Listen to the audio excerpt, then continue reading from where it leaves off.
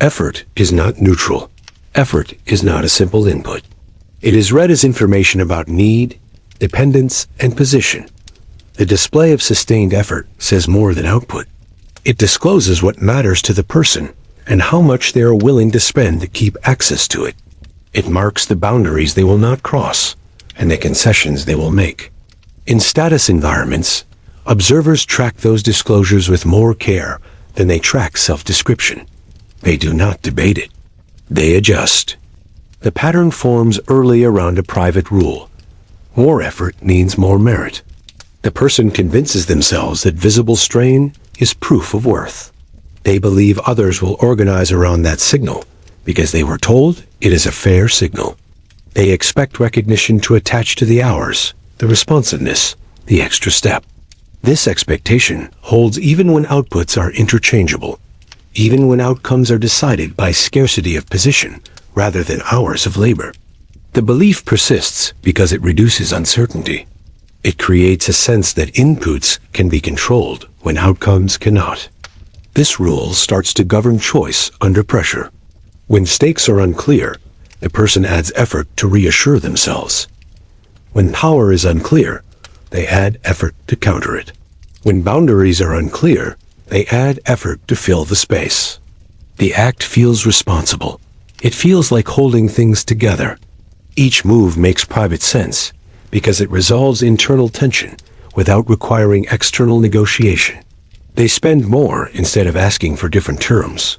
They repair the context instead of risking a shift in relation. It feels justified because it avoids exposure. The display of effort becomes identity protection. Not delivering threatens the self-story, so more is invested. Being the one who comes through becomes the most stable role available, so it gets reinforced. The person will defend that role under strain because it is predictable. They prefer to be exhausted as the dependable one rather than uncertain as the negotiator. Each extra hour looks like self-respect from the inside. It reads as need management from the outside. The status advantage is already gone now. Observers do not count effort as neutral. They treat it as a ranking signal. They infer that time is cheaper for the person who spends it freely. They infer that alternatives are limited when the person shows constant availability. They infer that urgency is personal rather than situational when the person over-delivers without prompting. The more this happens, the less the observer has to guess. The role clarifies. This person can be asked, and they will adjust. The standard changed, and thanks disappeared.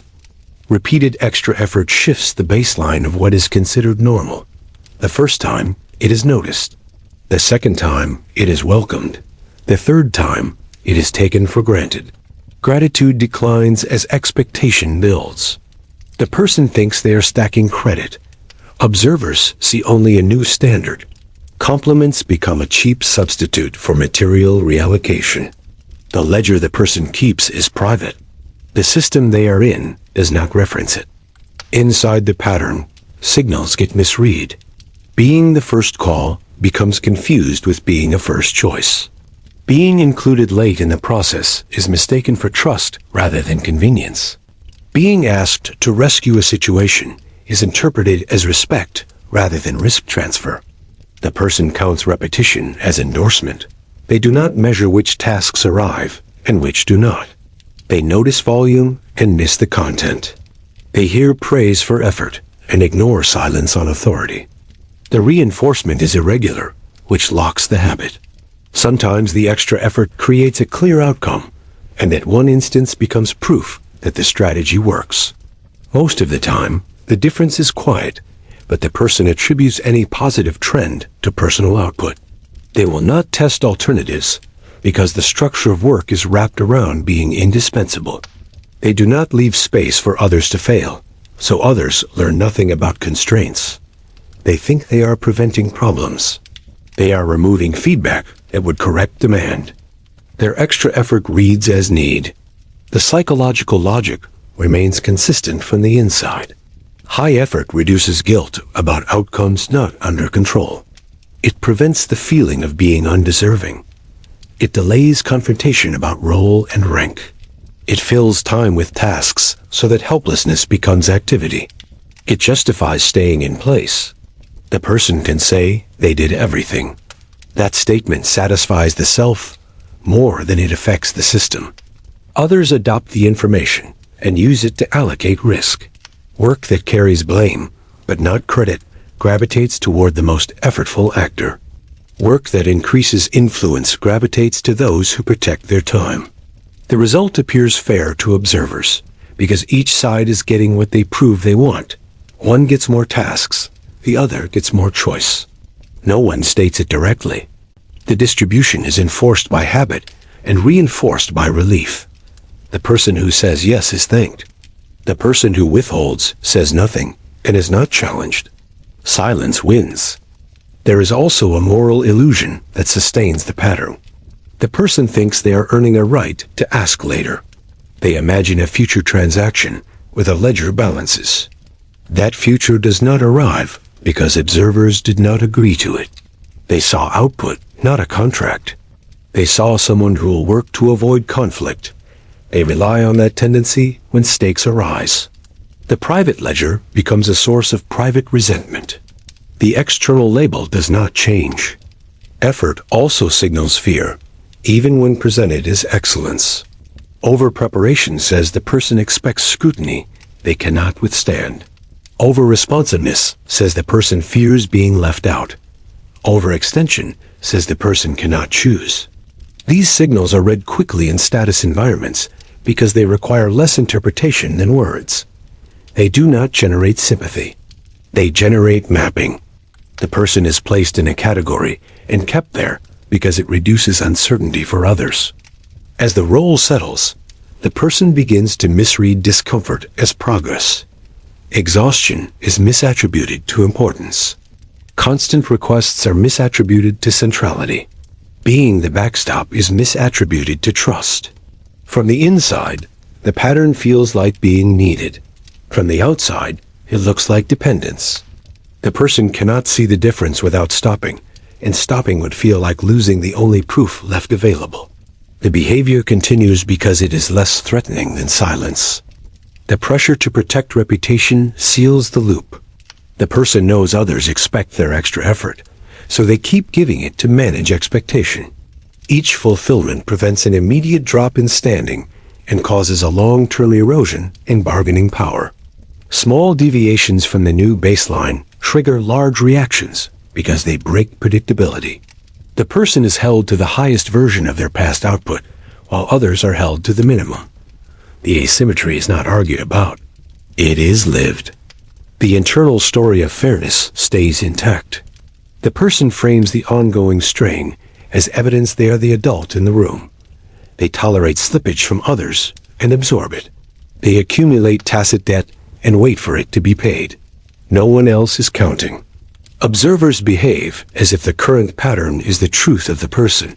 They adjust to that truth and treat exceptions as temporary. The role calcifies without a meeting or a memo.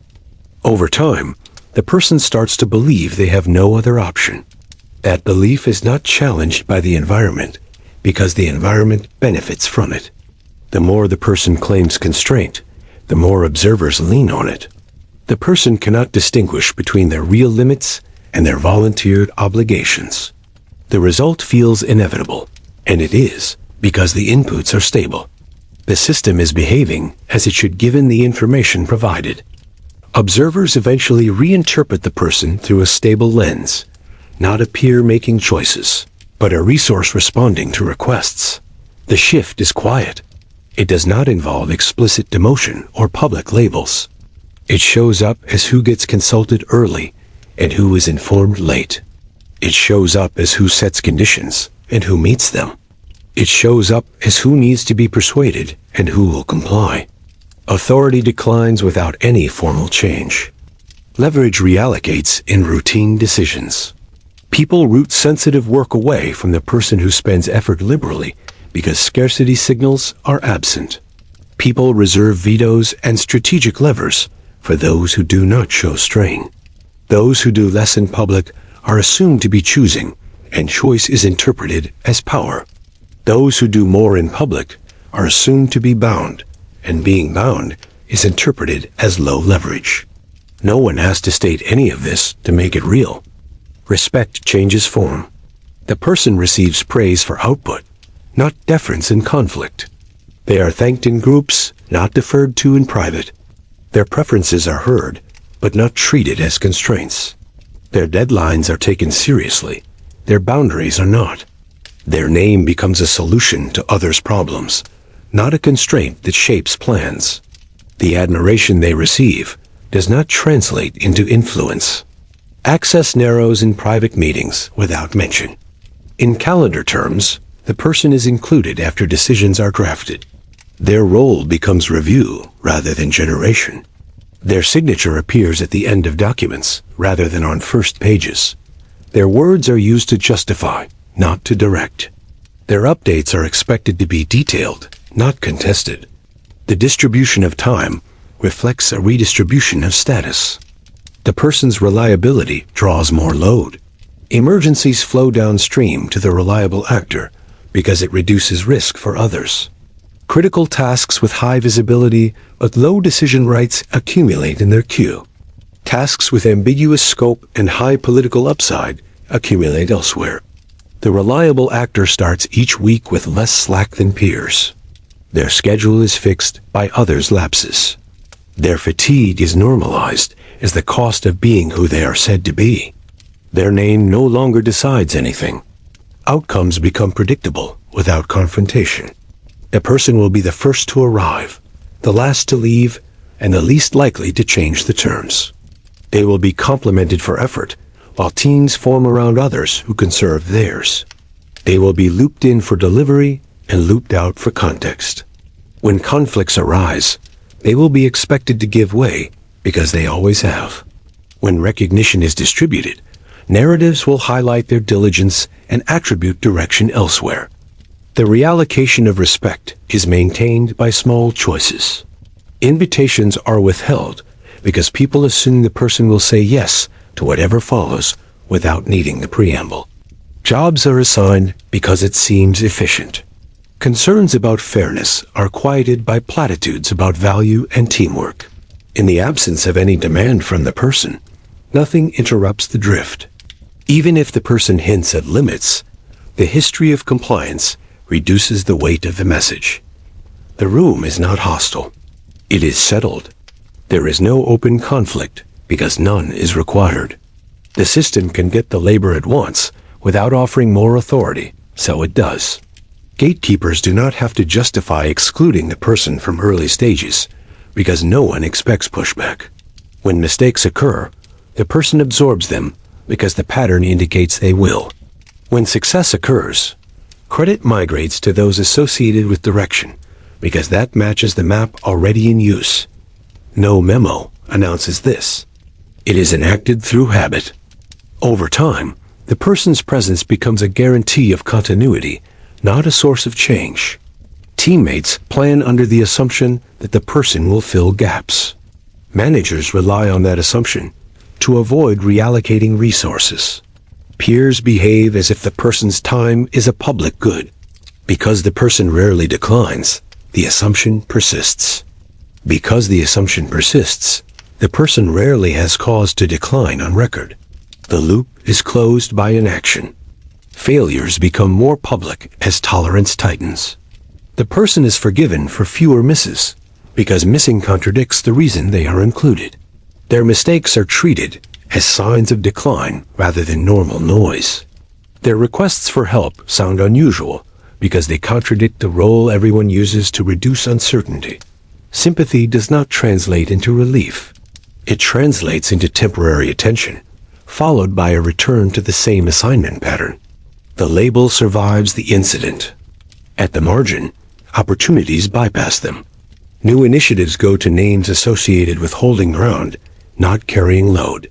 Rooms that decide direction are kept small, and the person is kept out because their inclusion implies logistics, not choices.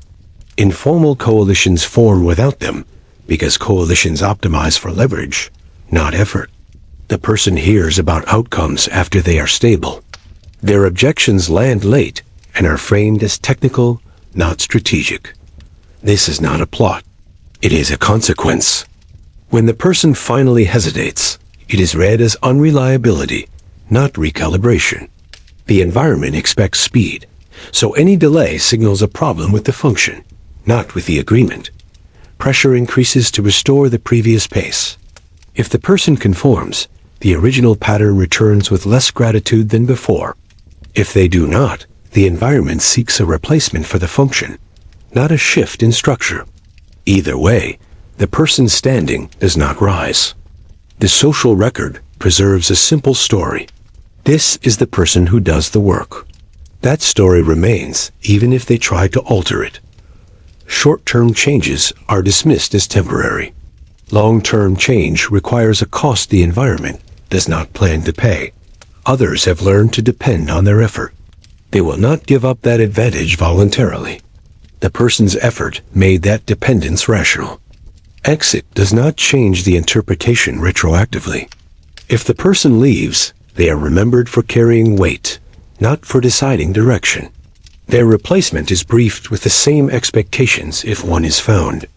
If no replacement is found, the work is spread until a new reliable carrier appears. The system's need for someone who says yes persists. The name changes. The role remains. Nothing in the record obligates anyone to rethink the allocation. In the wider network, references freeze the perception. Contacts describe the person as dependable and tireless, which directs them to similar roles. Future gatekeepers use that description to solve current problems, not to offer future power.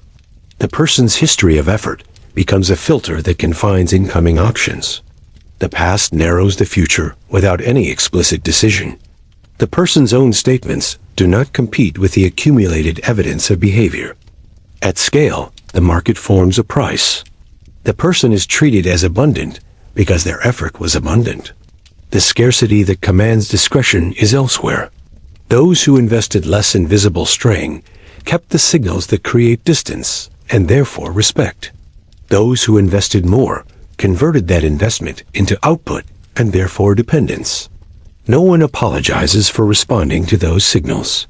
They are efficient to use. The end of the pattern is not an event. It is an absorption. The person's effort is now a feature of the system, not a variable. Their choices no longer change much because they gave up the leverage to make choices matter. Others have adjusted, and those adjustments will not unwind on their own. The result holds without making noise. The outcome is already in place and does not require announcement.